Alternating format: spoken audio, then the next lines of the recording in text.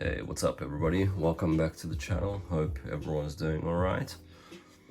Today we are continuing with the 118 unboxing and reviews. If you haven't seen my other videos, then just feel free to check them out as well. I got a lot of cars and I'll be adding new videos every week, or at least that's what I plan. And I've got a few different scales as well, so I'll be doing some 164 reviews as well. And also check out my Instagram for some cool pictures and nice close-up details of these cars. So today we've got a pretty special car right here. It's an ERTL Joyride KITT Night Rider car, so the Night Industries 2000s. It's an old vintage release, so actually it's kind of rare and unique. And there's not too many around, and as you can see just by the packaging itself, the wear and tear, it's pretty old school. Got some nice interesting thing about the write-up about the TV show, and then the bottom actually shows some details about the car, and then you've got these kind of windows just to view the car inside the box, from the top and front as well, and the rear. And there is also a little window just over here which says try me. So there's actually a button here that you press and you can try the front scanner, which you can see is functioning right there. So let's check out the car. The box actually has this kind of interesting shape so that it builds the support structure for the box so that it doesn't collapse. Nowadays they use these kind of plastic things, and this is still using the old school carton box or paper box, and that's pretty cool. It just shows the way things have changed in terms of even displayability and the boxing of these models. So let's get it out of there. So the car comes on this base. It's actually kind of lifted up off the ground, so it's kind of more a display sort of thing rather than having the wheels sit on the floor. The car itself is from the series Night Rider, and of course it's the Night Industries 2000, also known as KITT if you prefer. So the show came out in 1982, and they filmed 4 seasons until 1986. And the car itself is a custom sort of Pontiac Firebird Trans Am. That's essentially what the car is based on. And of course it was a very, very special car in the series. It's actually, as mentioned in the name, it's the Night Industries vehicle. So it was a special car that could do all sorts of stunts. It could jump, it could like drive on 2 wheels, it had oil slicks. Of course, it would also torque, it could drive itself, it had ejector seats and a winch, and it could do so many different things, and it kind of evolved throughout all the different series episodes. All his sort of different functions he could do. He had like micro jammer, and he could tint his windows automatically and these sort of things. So it was a very, very interesting show about Michael Knight, played by David Hasselhoff, and he had this car, and they kind of he was like a crime fighter. He worked for a foundation of law and government, and they kind of fought crime together. And this is KITT. So let's actually remove the car off its base.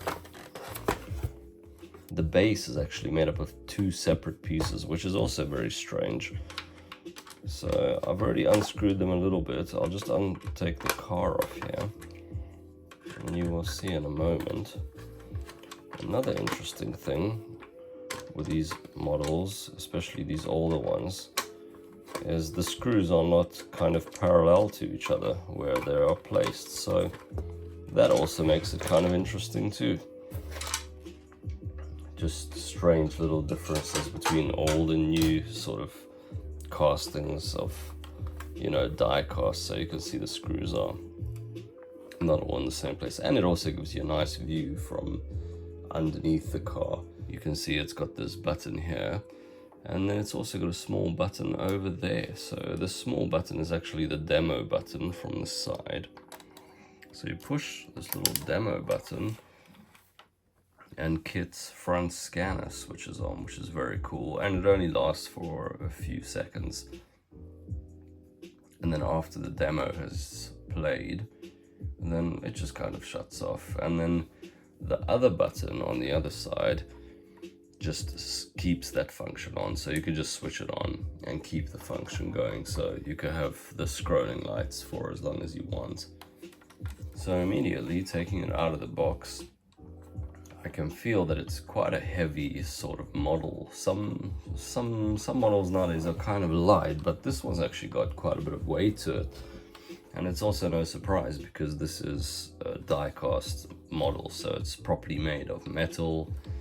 And as you'll see later, it's got some opening components as well. I bought this car sealed as new. It actually had these tapes running along the different sections on the boot and the front and the top, which is very rare. And you can see what has happened over time, unfortunately, and this is actually the case for all of these cars. So whenever I've seen some images or listings online for sale, you can always see that it's got some kind of blemishes. So unfortunately, 20 years of existence, and I suppose these old paints, they kind of just wear out, and you can see the kind of rash, like paint rashes that come out on these cars, especially on this black. It's extremely visible, and a lot of times it just almost looks like fingerprints or handprints. In some areas it even looks like there was some kind of a botch job repair done on it, like in this kind of B pillar over here. You can see how bad the rashing is in these sort of sections. So unfortunately, these kind of issues are almost unavoidable with this car. So starting with the details from the very front, we've got these three fog lights. So through the series, he kind of had a few variations of fog lights. This one was not even particularly one that he had really. As you can see, the lights are kind of flush with the bodywork, but KITT had sort of recessed fog lights. So this is way more reminiscent of season 4, but even in season 4 they had like a few various styles. Then of course we've got the front scanner. I shall switch it on for you, seeing as it is KITT, it should be on. So this is made up of 5 little lights, and you can see it's got this sort of flashing function. It goes back and forward, which is a very, very nice, neat thing. Here you can also see quite a lot of this little bit of rashing. So unfortunately, it's not quite as strong as KITT's molecular bonded shell, but it is what it is. Then we've got this nice little orange indicator over here, which is a nice little detail. And then we get to KITT's iconic wheels. So these would be, in real life, it's kind of this like turbine style wheel, which have these slats that go all the way kind of to the center. And then KITT had these, this like black hubcap with these 5 little indents. And they're really iconic, and they just completely complete the look of KITT, and it's very iconic. And then actually you can see that the wheels spin very nicely. We've got a lot of free sort of action, and then here you can kind of see the articulation as well. So it's very, very nicely articulated. If you want to display the car at a bit of an angle from the rear like that, or if you want to kind of display it from the front like that, then you can always play with the angles of the wheels and take some cool photos. So heading a bit further down, you can see it's actually got a really beautiful shape. I mean, the way they've recreated the car itself, they have done a really brilliant job of it. It looks pretty much identical to the car in the show. And actually you can see how nicely the reflection, how nicely the light hits off, you know, these kind of surfaces of the car. So in the side, after the front wheel, you can kind of see it's got this sort of like air outlet, which actually has like some really nice 3D element to it. So you can see it's actually a proper piece of like inserted 3D extrusion piece. And then afterwards we come to this little wing mirror over here, which actually has some reflection in there. So you can see it's really well done. And then we've got this nice long door, which actually has this kind of 3D element on the side, which kind of breaks the contrast of the car in half, as it does with the Trans Am, of course. And then we've got this little door opening, the handle, and then a little keyhole as well. And then you've also got this little interesting element over here. It's almost like a little wheel flare or something like that, which you can see the way it reflects. It's actually got some interesting 3D shape there. And you can see the way the light reflects of these rear arches. It's actually really well done, and a really good job at creating the look of KITT and the way the Trans Am's body lines flow. And it's really accurate to the series. Then of course we've got this, you know, the B pillar, and then we've got actually quite a thick, sort of heavy black element which runs along the edge of the boot opening section. And then of course we've got pretty nice detail. So here we've also got the fuel filler cap, and then of course the back wheel. So same story as the front, they spin really nicely and freely, and same design. And it's actually got some suspension underneath, so you can see the spring just over there. However, I think not quite much play in the suspension, so that's kind of interesting. And here in the rear you can see there's also another turn signal, orange signal. And then we get to KITT's rear mask. So you can see straight away it's got this completely blacked out tail light, which is a very iconic look from KITT. It was one of the main things that was really visually striking and made the car look unique, even like this, just in this profile shot from the rear. Of course, when the lights come on, you can see them shining through this black mask in the TV show, but it looks very cool and gives it a very nice sort of, you know, like a very stealthy sort of very nice clean look. Then at the bottom, of course, we get to the famous California Night number plate, which sometimes has some dates on it and says California, but this one doesn't. And then you've also got the rear exhaust. So as you can see, unfortunately the exhausts are just extruded sort of pieces of plastic, and they do not have any sort of opening on the rear to show that it's a sort of open exhaust. So it is what it is. And then you've also got this small little spoiler that KITT has on the rear. So on the boot you can see that we've got a few more marks and a little bit of age-related issues as well. So you've got the rear window, and actually the rear window is tinted. So in the show it was pretty much just clear. So then we get to the roof, and it actually has these removable little panels. So in the show, KITT was sometimes referred to as a black T-top. So I mean, that's exactly what it is. But in the show, it actually had these roof panels open up like this, on both sides, and on this car they're actually completely removable. So they do not have a hinge, and you can just kind of drop them off like that. So I'll just keep them off for the sake of the video.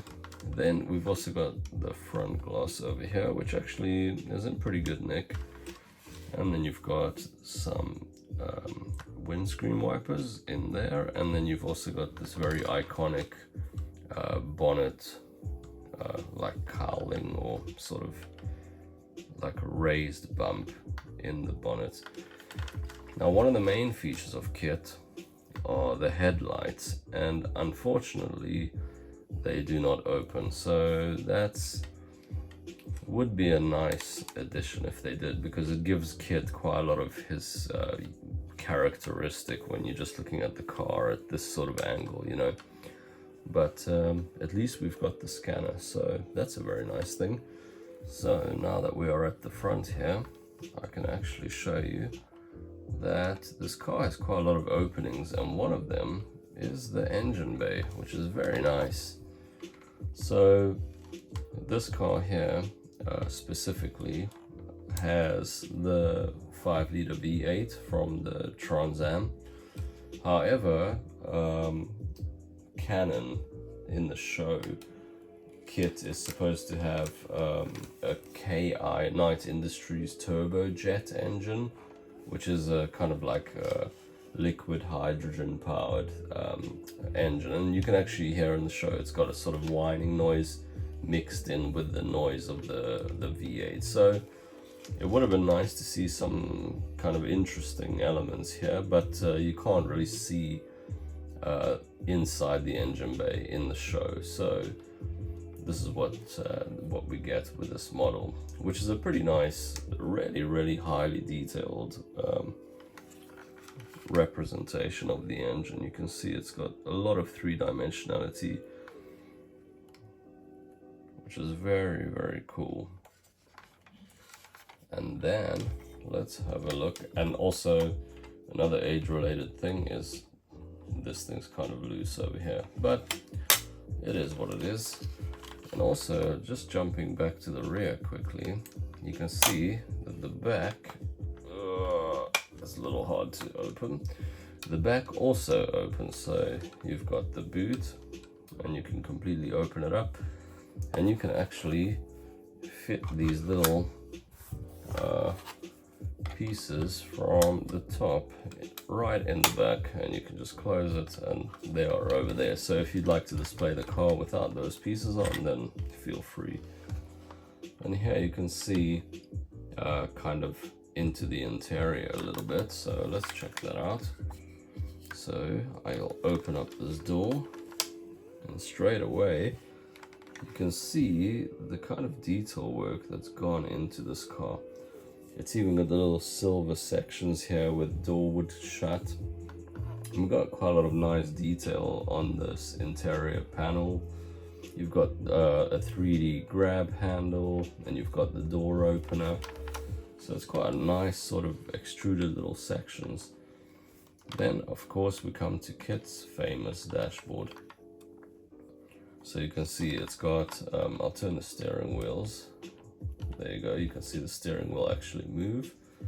And then KITT's got this kind of yoke steering wheel. So this was the original dashboard in the first season. So the front of the car is from the 4th season, but the interior is from the 1st season. So you can see this here is KITT's like talking representation thing. It's like a little glowing box sort of thing there. And then you've got the sort of MPH, you've got a whole bunch of different dials. Then you've got like the turbo boost buttons and all that stuff there. And then you've also got these two little TV screen monitors. And then you've got the center console gauge over there. And KITT is supposed to have a kind of console above the head as well. And even though I did buy this model advertised as sealed, it does not have that middle console. So I don't know if it had just come loose and fell out of the box, or if this was just a QC issue, but I can show you what that looks like because I actually have a second car. So here is the second car. So you can see there is the overhead sort of switches, and then you've got some switches over there and some switches in the center too. And actually there should be some information kind of displayed at the front there, but there's no such thing. But you can see that you know, it's also got quite a bit of QC issues, and this one's a little bit worse for wear, this car specifically.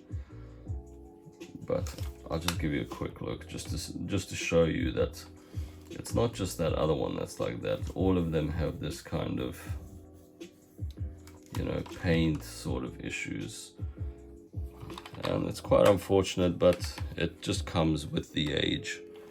Actually, I wanted to mention in the front here, this one's actually got these sort of orange side indicators, which is actually not even canon to any episode or the show at all. So it is quite interesting that it was released like that. This one has also got a working scanner, so that's at least a very nice thing. But anyway, let's get back to it. So once we finish that, you can see the seats. They are really, really nicely done. It's completely 3D, so you can see you know, if you move it around like that, you can see the lights hitting it off differently. And the rear as well, you can see that it's all 3D and very nicely done. Of course, in the show, when the car drove itself, there was actually a person hidden inside this seat, which is quite crazy, and they would look through this hole, which was kind of blacked out, and that's how they could see the road to drive. And then Michael, or David Hasselhoff, would get in and essentially sit on that guy's lap to kind of drive off. So let's check out the other side as well. It's not quite as empty as you'd think, because it does have a little bit of play functionality here. So KITT had ejector seats. So this car, actually, if you look here, there is a little button, and if you press it forward, a little tricky, it actually jumps up. So the seat does this little action, and then you kind of have to move a little bit forward, and then you just kind of click it back in place like that. And actually, it's got a little bit more play functionality in the front here. It's actually got a little bit of a winch which you can pull out, and you can actually see those elements rotating and going back. So it's got a little hook on the end, and there you go. It releases back and goes back in place. And actually here in this view, you can see the engine bay as well, so you can see how nicely it's all colored, and the way the exhausts run all the way to the rear.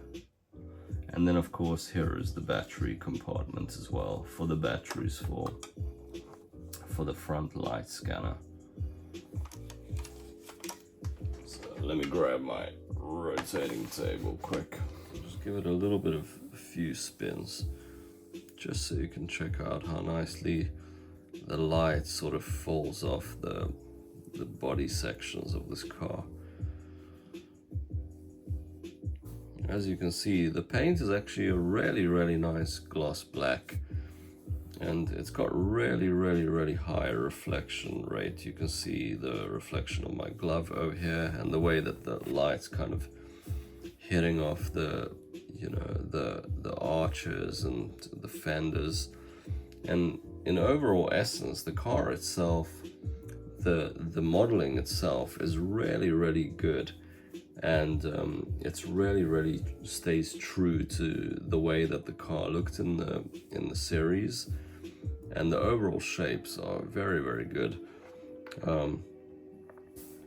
They've done a really great job in recreating KITT. I mean, one of the minor things that's kind of disappointing, unfortunately, is that the lights don't open, because really that is one of the main aspects that gives KITT quite a lot of character, and that is sort of unfortunate. But I'm very happy that it's got all these opening functions. You can see, I shall open up the whole car, and then we can kind of rotate it around a little bit more. Actually, I'll remove these top pieces too. I'll just put them over there for you. I mean, that looks really, really beautiful. It's very, very epic. Look how beautiful those detail works are. I mean, it's such a good model for its age, especially. I mean, this car, the model was released around 20 years ago now. So for that, I say, you know, hats off for the team that made this, because it's a really, really good job. Of course, the car itself, the model itself, is officially licensed by GM as well as Universal, so it's kind of a screen car, accurate replica.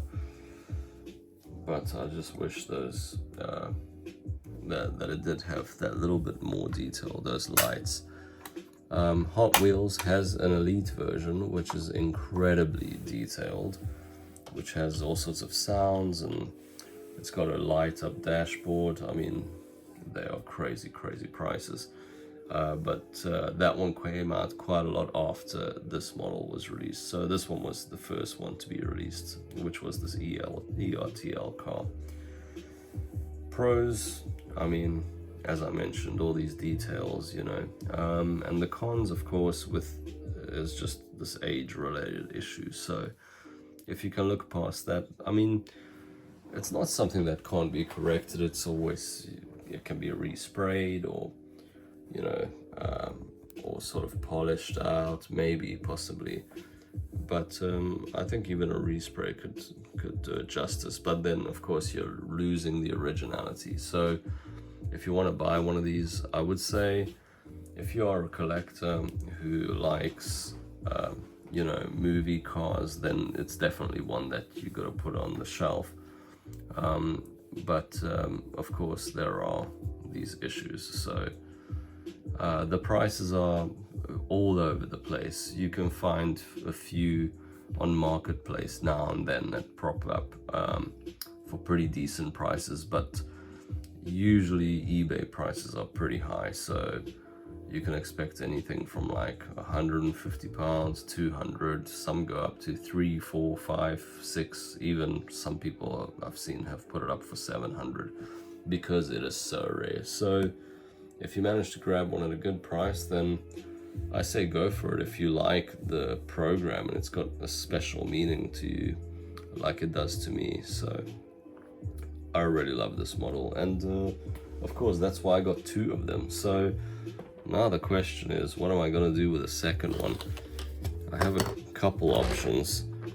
I can either modify it to make it look like the Super Pursuit Mode edition, or I could sell it, or I could make it look like Car, which is KITT's nemesis, or I could make it look like KITT from a different episode which I really liked, which is called Custom KITT. So those are my options, and that's what I think about these cars.